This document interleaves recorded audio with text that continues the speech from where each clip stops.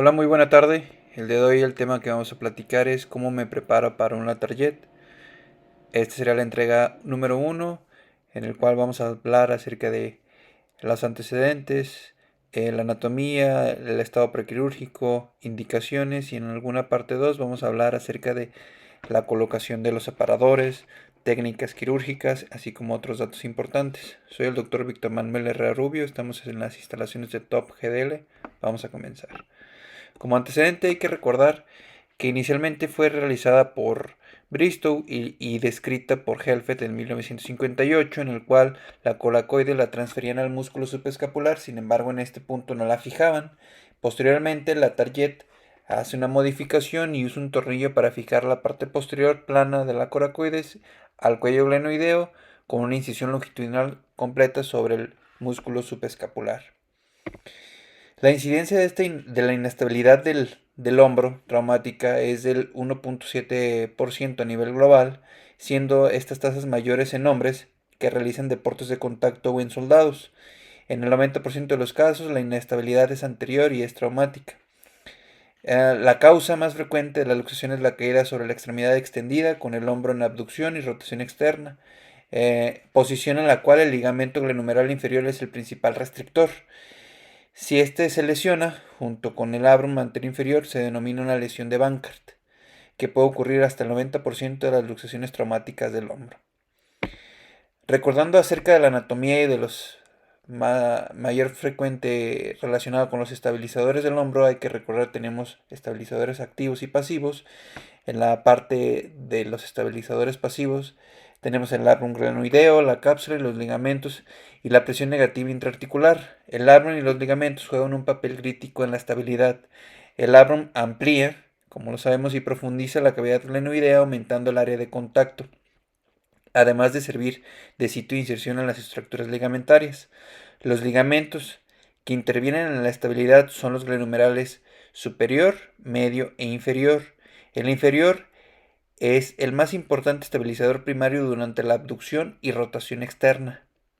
Y el ligamento superior es estabilizador primario hacia posterior e inferior, mientras que el medio resiste la subluxación anterior en el rango medio del movimiento en abducción de nuestro hombro. También hay que recordar que los estabilizadores activos del hombro tenemos el manguito rotador, la porción larga del bíceps y los músculos escapulares. Todo esto en conjunto nos va a dar la estabilización de nuestro hombro y va a evitar que se luxe o subluxe. También hay que recordar la coracoides. Esta se localiza en la región anterior y un poco arriba en la escápula, a nivel del cuello y la glena. Tiene una dirección inicial hacia arriba, como podemos ver aquí, y posteriormente desciende un poco. Ah, También tiene una región conocida como el codo de la coracoides y en ese punto se hace más horizontal y con dirección más hacia lateral. Como lo vemos aquí en las imágenes, va tendiendo a ser más lateral. Su tamaño tiende a ser mayor en el hombre que en la mujer, llegando a medir 47 milímetros aproximadamente, ya sea más o menos 4 milímetros. Y el ancho a nivel de la porción media de la coracoides es de 16 milímetros y en la punta es de 18 milímetros. Presenta importantes inserciones musculotendinosas, como lo sabemos, y ligamentarias importantes. En su base se insertan los ligamentos coracoclaviculares y en la parte más medial el ligamento conoide y en su región más lateral el ligamento trapezoide. ¿Cuál es el objetivo de la Target? Su objetivo es conseguir una estabilidad adecuada para la articulación que se esté luxando frecuentemente, tener una menor cantidad de complicaciones relacionadas a una inestabilidad o a una luxación recidivante de hombro. También sabemos que un hombro inestable va a tender a desgastarse o a una artrosis temprana. También como objetivo podemos incluirla retardar la artrosis o que este hombro funcione de una manera más adecuada. Y lo más importante es que sea una técnica reproducible y una técnica segura. ¿Cómo funciona?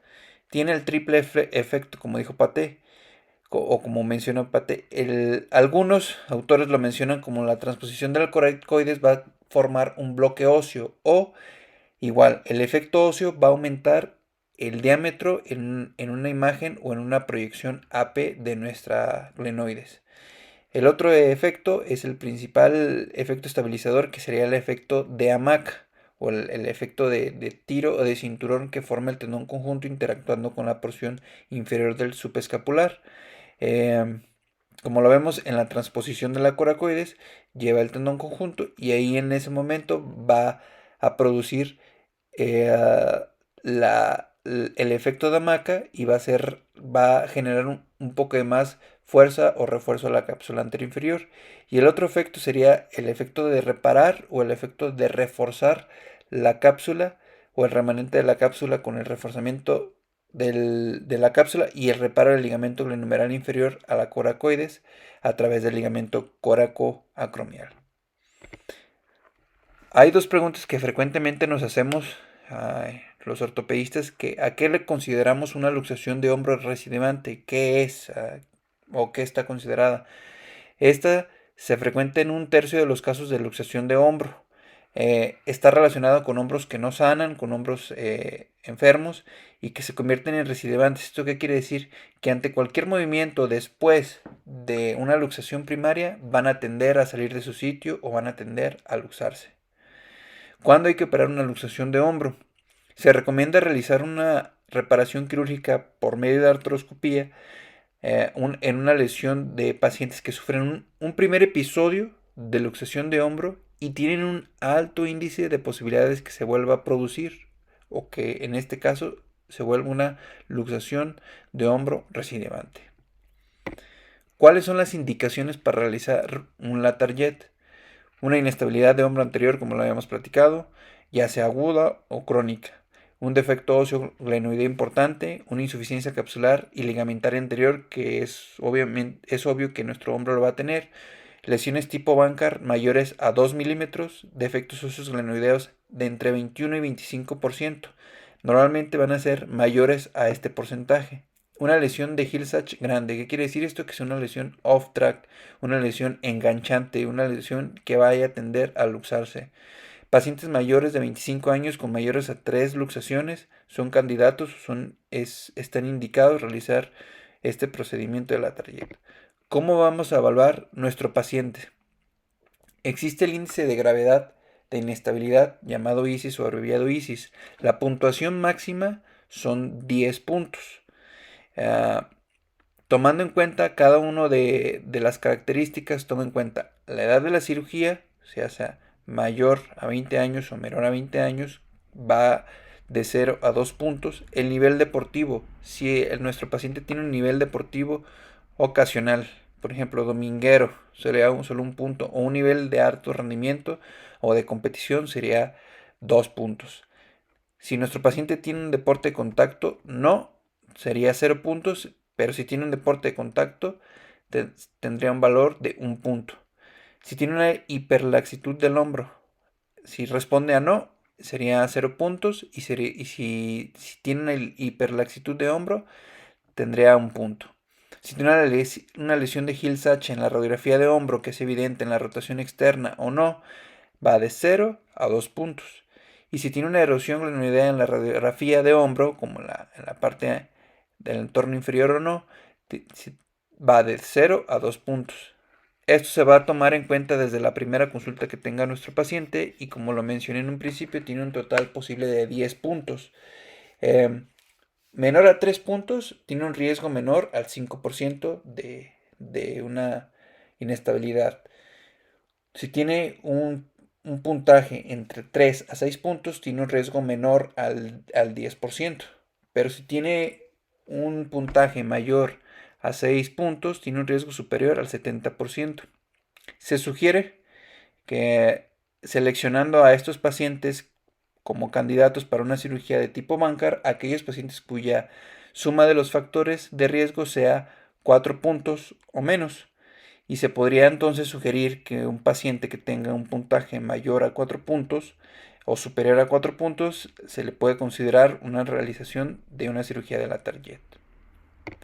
En el examen físico que hay que evaluar ambos hombros. Toda nuestra exploración tiene que ser comparativa.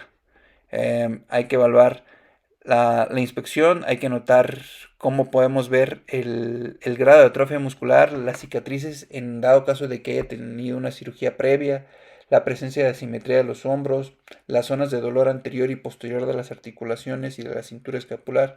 Debemos identificarlas con la palpación. Al igual, la movilidad del hombro y la movilidad contralateral siempre debe de ser de manera comparativa tanto pasiva como activamente. Deben valorarse los signos de hiperelasticidad de los otros grupos de las articulaciones, principalmente de los codos y de las manos, y se relaciona con la falla de la cirugía, la recurrencia de la inestabilidad en dado caso de que nuestro paciente sea muy elástico o la hiperastilidad que tenga nuestro paciente.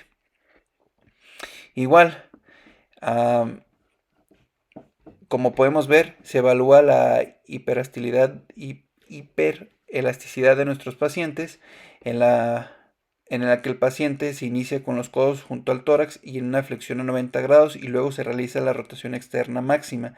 Si este es mayor a 90 grados, la prueba es positiva y va a tener un riesgo o una luxación recidivante después de haber realizado nuestra reparación o nuestra cirugía de la target.